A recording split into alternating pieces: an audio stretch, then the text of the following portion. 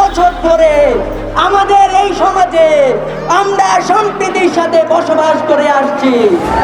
আমাদের সমাজে মুসলিমরা, আমাদের সমাজের হিন্দুরা, আমাদের সমাজের অন্যান্য ধর্মাবলম্বীরা একই সাথে পাশাপাশি তাদের ধর্মীয় উৎসব পালন করেছে।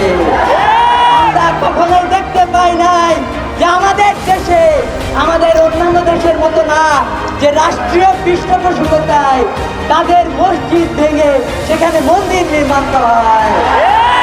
বলতে চাই যে আপনারা ষড়যন্ত্র শুরু করেছেন বাংলাদেশ নিয়ে। বাংলাদেশের মানুষ জানে যে কারাই ষড়যন্ত্র করেছে।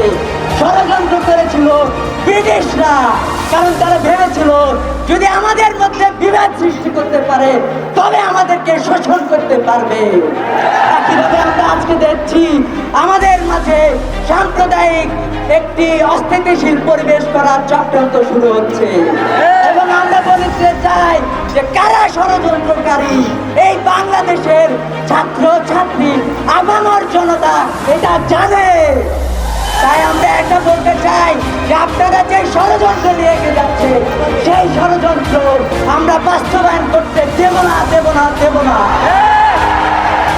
আজকের বাংলাদেশ একতার বাংলাদেশ।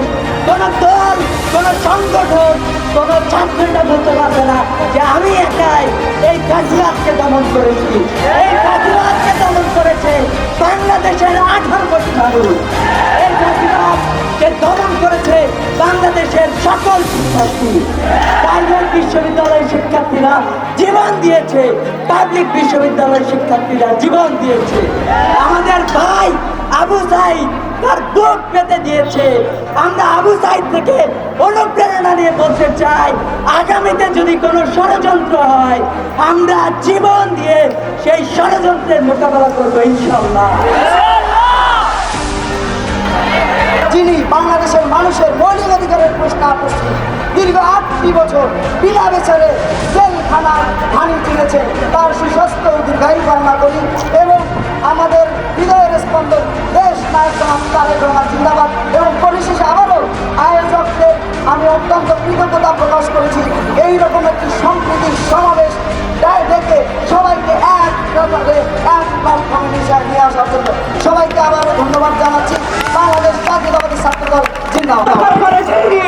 তাকে এই দেশের মানুষের স্বাধীনতা ফিরিয়ে দিতে সে ওই পারে গিয়ে আবারও ষড়যন্ত্রে লিপ্ত হচ্ছে। এদেশের স্বাধীনতার সার্বভৌমত্বের প্রশ্নে আমরা ছাত্র জনতার আপোষহীন। আমাদের সার্বভৌমত্বের দিকে যারাই আঙ্গুল তুলবে তাদেরকেই প্রতিহত করা হবে। ছাত্র জনতার রক্তের সাথে তারাই বেইমানি করবে, যারাই ছাত্র জনতার রক্তের মাধ্যমে অর্জিত বিপ্লবকে প্রশ্নবিদ্ধ করবে তাদেরকে প্রতিহত করা হবে। আমরা বলে দিতে চাই আর কোন ষড়যন্ত্র নয়। এদেশের দেশপ্রেমিক ছাত্র জনতার রাজপথে হাঁটে, রাজপথে ষড়যন্ত্রকারীদের মোকাবেলা করা হবে।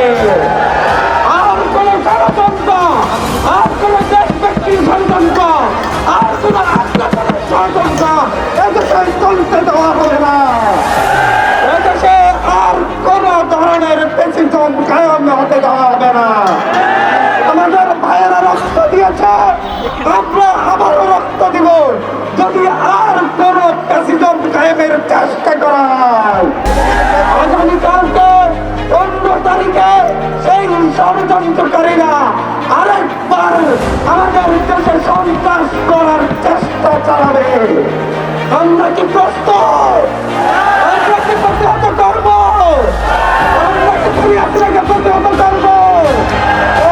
ফাঁসি ফাঁসি ফাঁসি চাই, ফাঁসি ফাঁসি ফাঁসি চাই, পরিহাসিদার ফাঁসি চাই, পরিহাসিদার বিরোধ চাই, ফাঁসি ফাঁসি ফাঁসি চাই। ধন্যবাদ। আমাদের ভাইয়ের রক্তের সাথে কোনো বেইমানি করতে দিব না। যারা দালালি করবে, বেইমানি করবে, কোনো শুনে ভাবতে মেরে বসে আছে, এই নতুন বিপ্লবোত্তর সরকারকে অচল এবং অকার্যকর করে দিতে তাদেরকে আমরা হুঁশিয়ার করে দিচ্ছি, তাদেরকে বের করে দিতে হবে। আমরা আরো সুস্পষ্টভাবে বলতে চাই, আমরা দেখছি এদিকে শেখ হাসিনা পুত্র সজীব ওয়াজেদ জয়, তিনি এই বিপ্লবকে মেনে নিতে পারছেন না। তিনি বলছেন শেখ হাসিনা পদত্যাগ করে নাই, আবার বাংলাদেশে ফিরবে। এদিকে ইন্ডিয়ান চ্যানেলগুলোতে দেখানো হচ্ছে বাংলাদেশ থেকে মৌলবাদীরা, ইসলামপন্থীরা তাকে বিতাড়িত করে দিয়েছে। আমরা স্পষ্টভাবে বলতে চাই, যাদের মনে জ্বালা রয়েছে, যারা এই ছাত্র জনতার গণ অভ্যুত্থানকে এখনো মেনে নিতে পারছেন না, যারা এখনো উকিঝুঁকি দিচ্ছেন বিপ্লবের মাধ্যমে প্রশাসনের বিভিন্ন যন্ত্রকে বিকল করে দিয়ে, বিভিন্ন সিন্ডিকেট করে দিয়ে এই সরকারকে অস্থিতিশীল ডেস্টেবিলাইজ করতে চাচ্ছেন, তাদেরকে সাবধান করে দিচ্ছি, আপনাদেরকে এই দেশ থেকে সমূলে উৎপাদিত করা হবে। আমাদের এই বিপ্লবে আমাদের নিজেদের মোরালিটির আগে সংস্কার করতে হবে। আমরা আর দুর্নীতি করব না, অন্যায় করব না, অবিচার করব না। প্রশাসন থেকে দুর্নীতিবাজ আমলাদেরকে বের করে দিতে হবে। এই স্বৈরাচারের দোষর আমলাদেরকে বের করে দিতে হবে। এই যে ব্যবসায়ী সিন্ডিকেট, আমরা দেখেছি যে নির্বাচনের আগে তারা বলতো স্লোগান দিয়ে যে শেখ হাসিনার সাথে তারা আছে, জীবনেও তাদের সাথে আছে, মরণেও তাদের সাথে আছে। এই দোষরদের উদ্দেশ্যে আমরা হুঁশিয়ার দিয়ে বলতে চাই, যারা যারা সেই মিটিংয়ে গিয়েছিল, এই দোষরদেরকে ধরে ধরে গ্রেফতার করতে হবে। গতকালকে যেভাবে এক দোষর সালমানুর রহমানকে ধরা হয়েছে, সবাইকেই ধরা হয়েছে, ধরতে হবে। আপনারা কোনো মিল, কল কারখানা, ইন্ডাস্ট্রিগুলো ভাঙচুর করবেন না। এগুলো দেশের সম্পদ। যারা দুর্নীতি করেছে, ঋণ খেলাপি করেছে, তাদেরকে ধরে বিচারের আওতায় আনতে হবে। আর এই সমস্ত প্রতিষ্ঠানগুলোকে রাষ্ট্র নিয়ে এগুলোকে জনগণের কাজে ব্যবহার করবে।